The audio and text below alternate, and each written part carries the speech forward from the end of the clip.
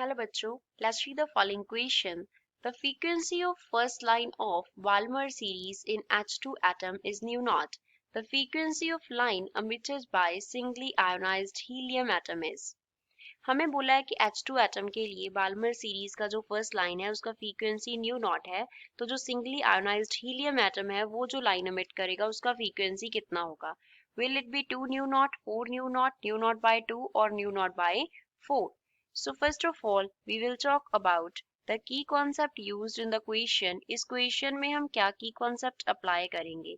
We will apply the concept of frequency and atomic number relation. frequency जो है वो new है, it is directly proportional to z का square होता है. z जो है वो यहाँ पे डिनोट कर रहा है atomic number को.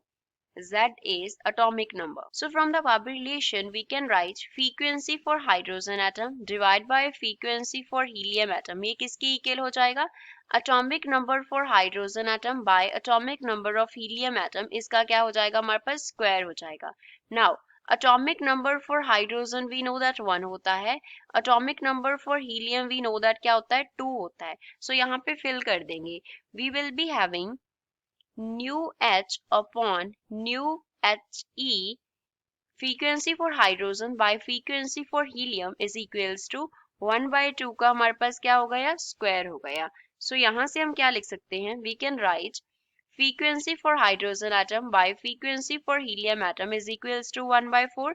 हमें निकालना है frequency emitted by helium atom, तो वो क्या हो जाएगा? 4 times of frequency emitted by hydrogen atom. So from here we will write nu he is equals to 4 nu naught. So this is final answer for given question. तो given option में से B जो है वो इस question का correct answer होगा. I hope you understood it well. Thanks.